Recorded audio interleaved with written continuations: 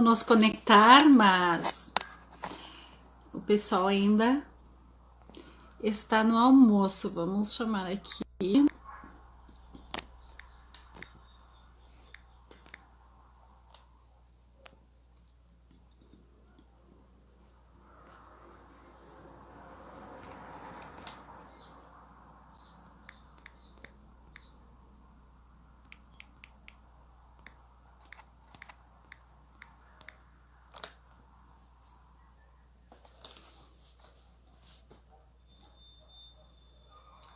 Olá, bom dia. Conseguiu, Ju?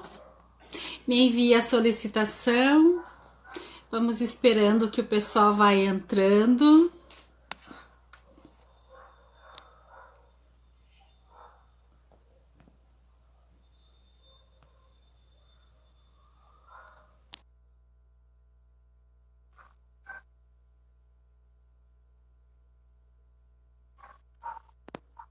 Oi, Olá, bom dia, boa tarde. bom dia aqui. Conseguimos! É que enfim, é assim que se faz uma live. Para mim aparecia tudo certo. Não sei, tá dando bastante instabilidade, né?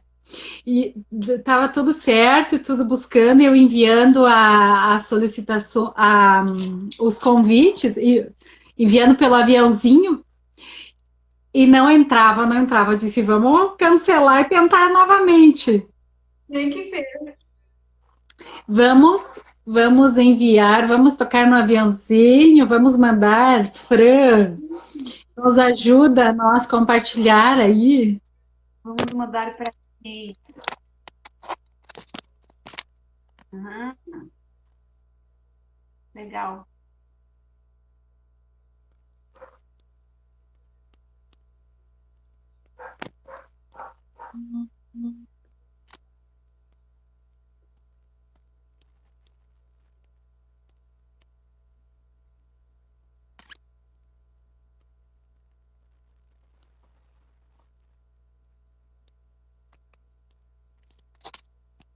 Todo mundo no almoço. Vamos conversar entre nós. Vamos conversando. Depois fica salvo aí, né? Sim, Ah, sim, vamos lá. Fran vai nos ajudando, vai nos enviando perguntas, dúvidas, que a Juliana vai nos respondendo. Ju, então, tu quer se apresentar primeiro? Nós vamos conversar com a psicóloga Juliana. Ela é a proprietária da clínica Envelhecer, especialista em envelhecimento humano e muitas outras especializações que ela vai se apresentar e vai contar um pouquinho para nós, antes de começarmos a conversar, né, Ju? então, uma questão, o título de especialização em si, como especialista, assim, no estricto, né? Eu não fiz Uhum. nenhuma. Eu pedi mestrado, doutorado e acabei gostando mais dessa parte, né?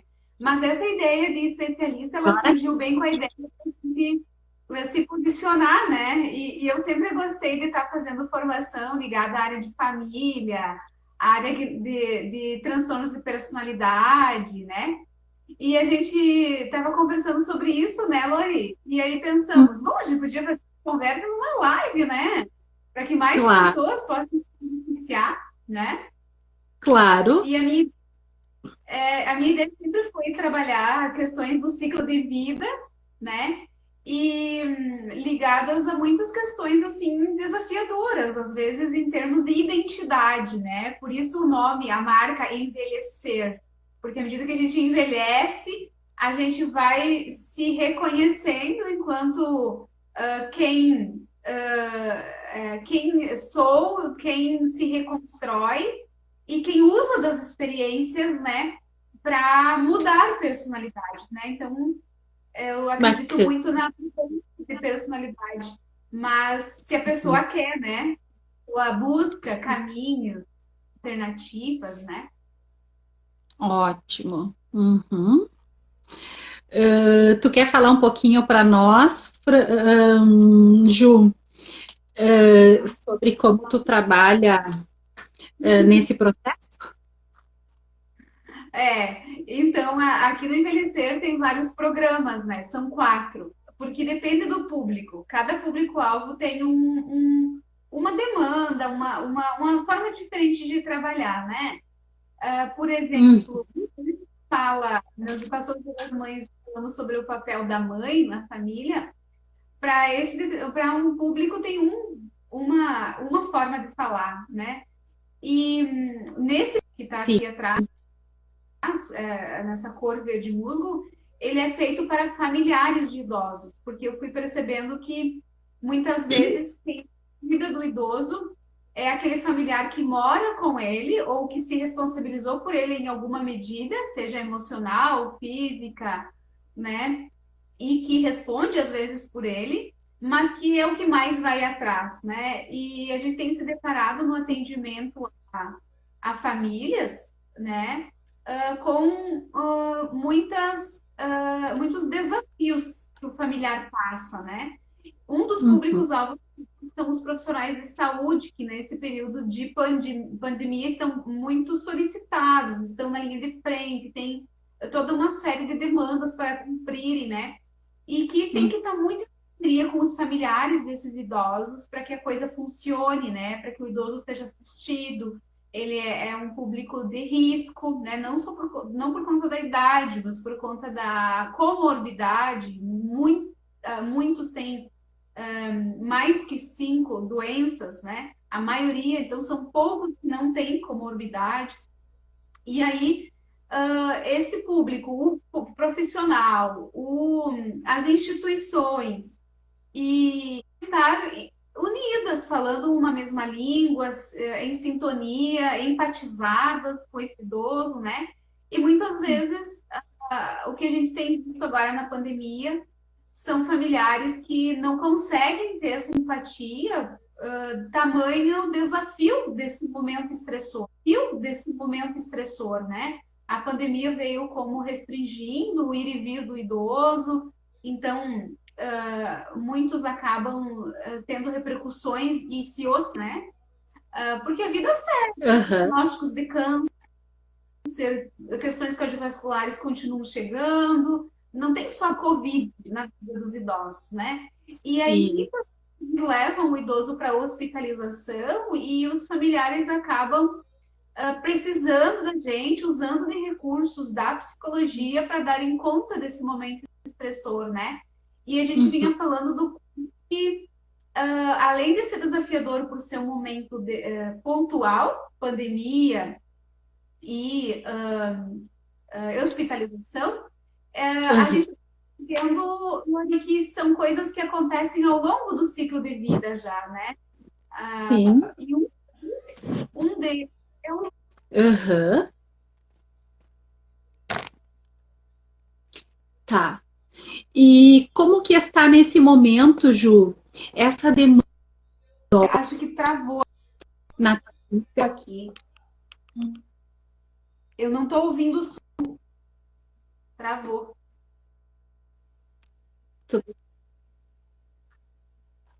tá oscilando, né?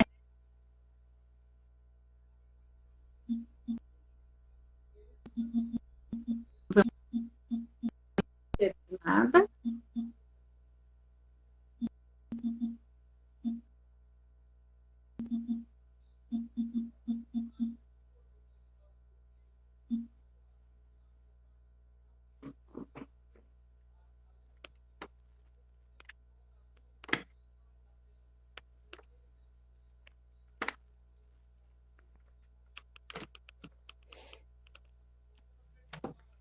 Me parece que está carregando aqui, aparece Eu que está estou te vendo carregando para bem ti aí, aqui. Lori, é isso? Não, para mim tá tudo bem. O teu som tá tudo bem também. Para mim tá Deixa eu tudo certo. falar um pouco aqui. Uhum.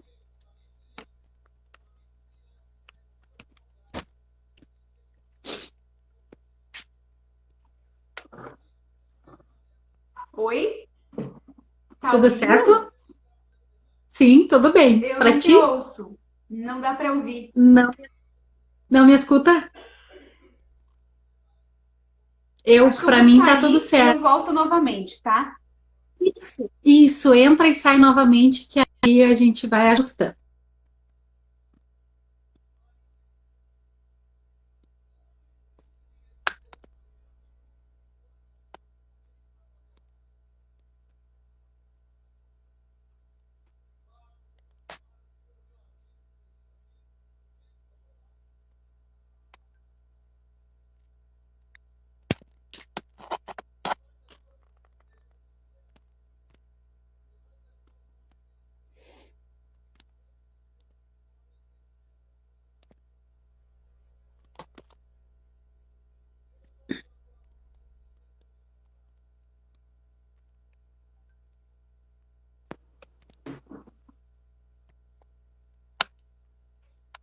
Oi, Tá me ouvindo?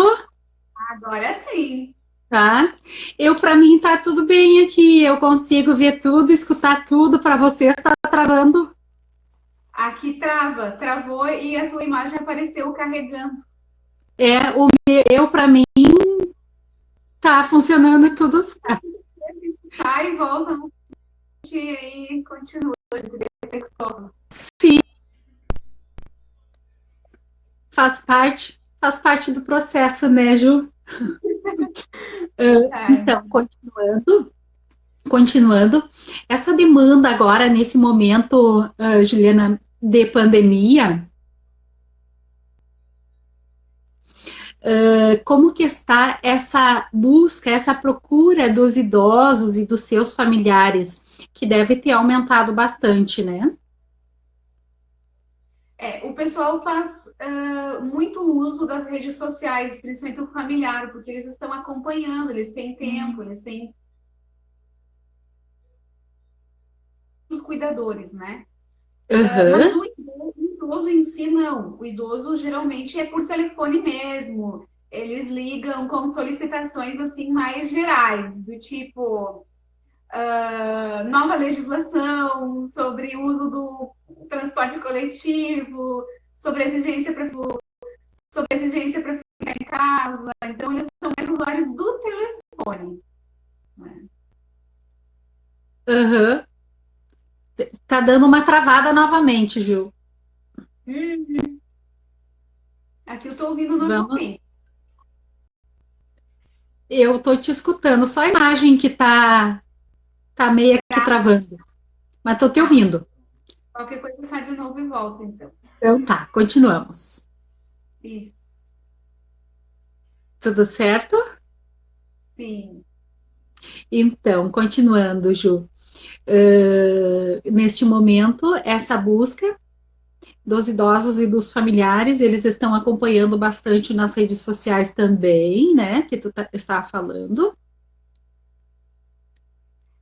Os familiares, eles buscam, então, informações, né? E essa Hum, tem sido a saída, né? E vejo como altamente louvável, porque é um período que estamos mais reclusos, mas com oportunidade para nos prepararmos, né?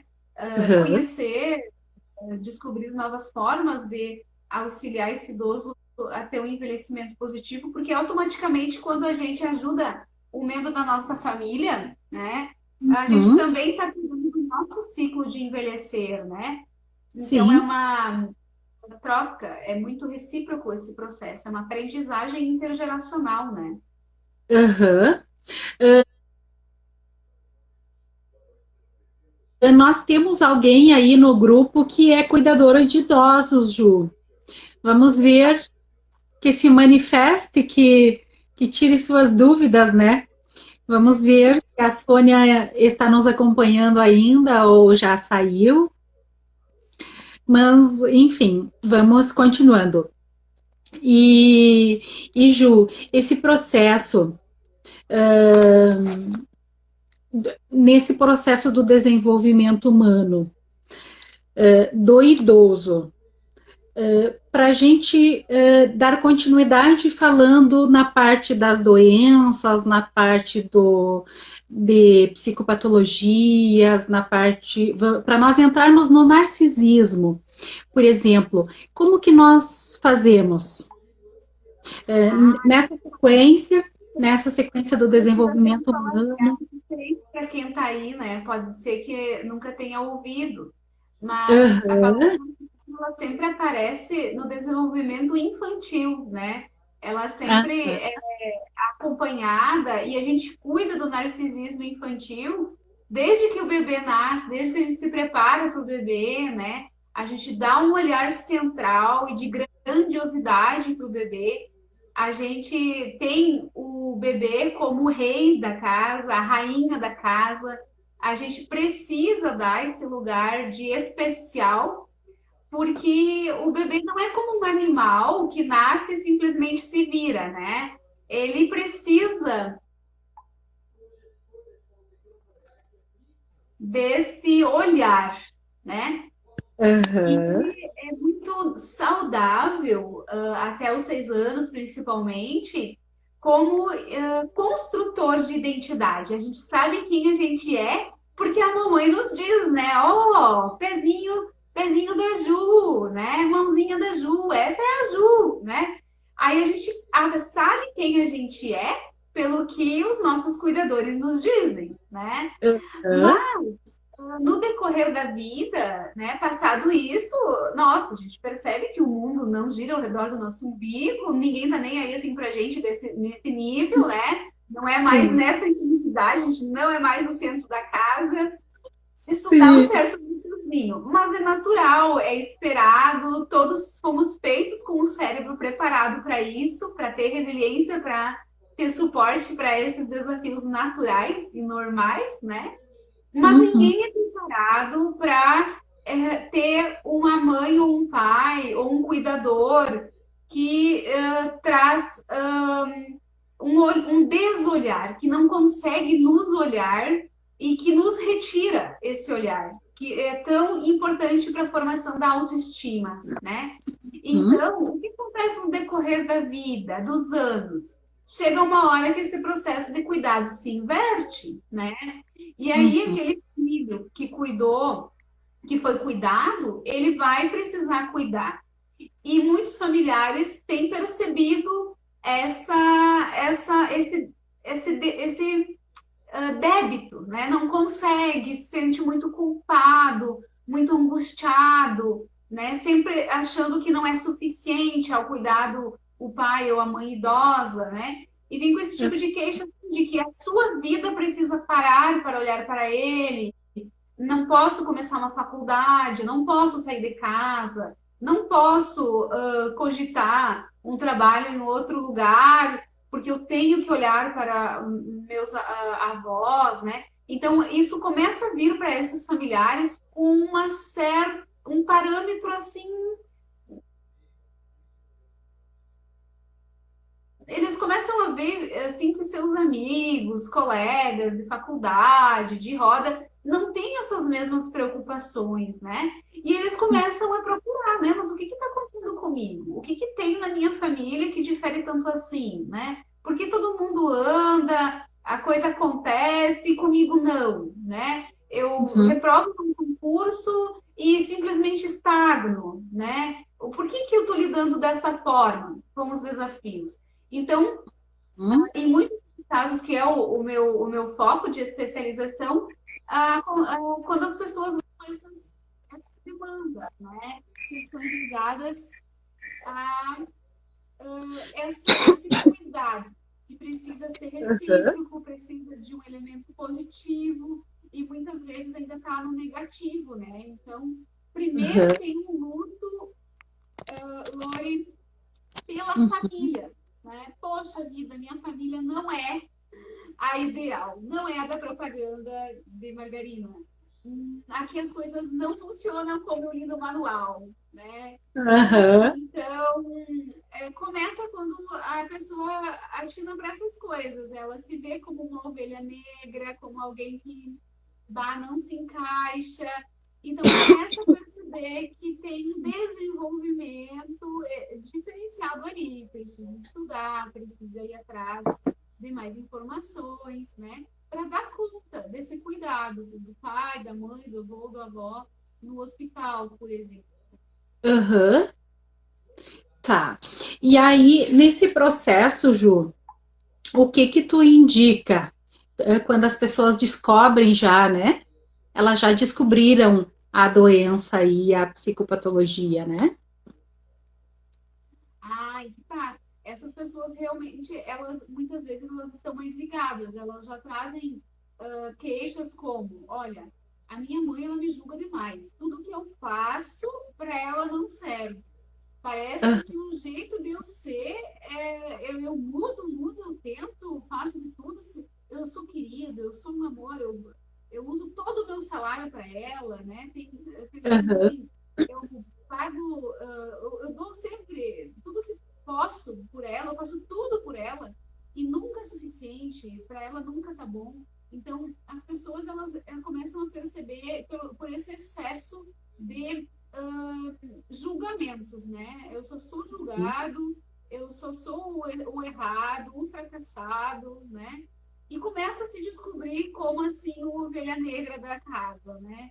E acontece muito isso, principalmente nos períodos de quando um dos pais idosos falece, que tem a chamada pavorosa divisão da herança. Então ali o papel fica mais forte, geralmente é ali que essa pessoa se descobre, olha, realmente não é que me tratam diferente, realmente tem alguma coisa a ver que eu não sei. Então, tem casos que a pessoa descobre que foi adotada e aí entende o porquê desse tratamento diferente.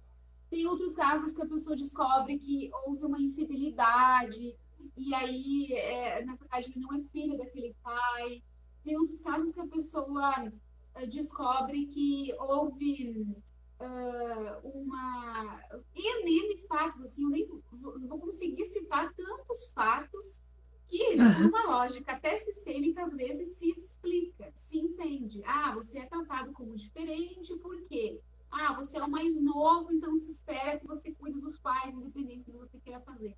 Ah, você é o mais velho, você tem que fazer tal coisa, é essa a missão familiar que te deram. Mas para essas pessoas não basta saber o porquê, não basta saber o que está acontecendo. Ela já detectou que tem uma necessidade ali num desses idosos de uma exigência de atenção mais do que o esperado, mais do que o normal, de uma grandiosidade nesses idosos, de uma falta de empatia, ou seja, a pessoa chega e diz: ganhei uma promoção, vou agora ter um outro cargo bem melhor, vou morar em outra cidade.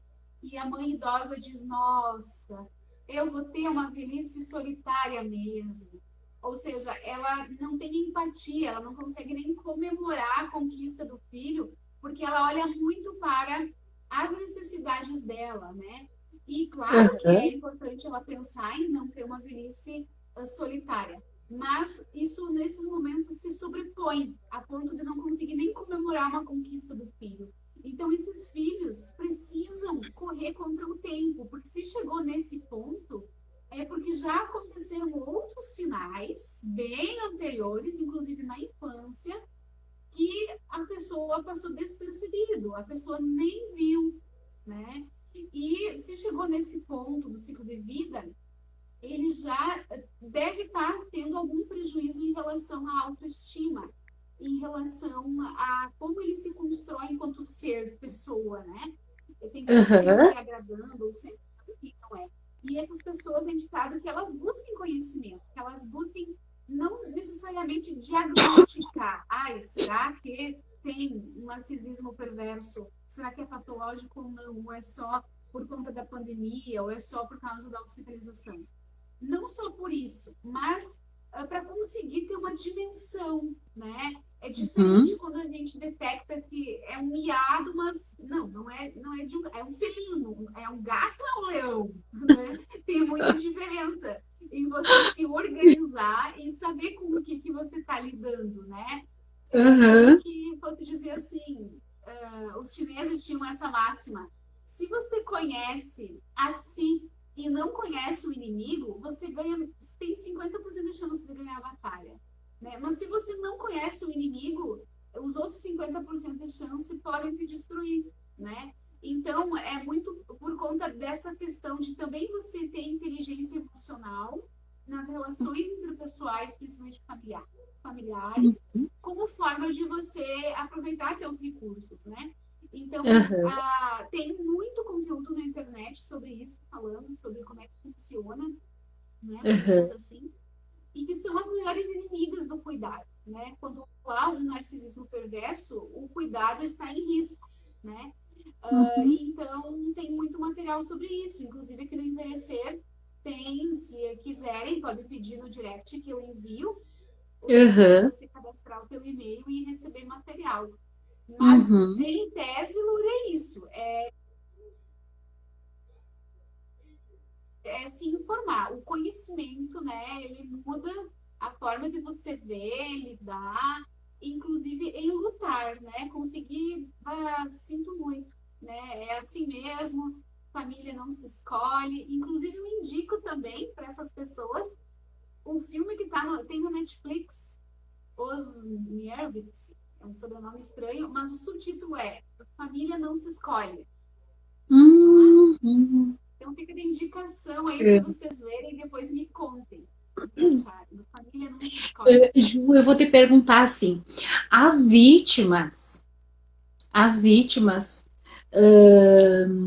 da perversão, como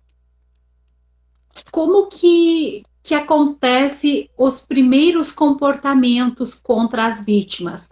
Ou quando elas podem começar a perceber? Elas já podem começar a perceber que elas são vítimas de algo mais forte lá na infância, e isso só vai aumentando no decorrer do tempo? Sim, Como tem casos, inclusive, que a criança... Oi? Como chega esses comportamentos do perverso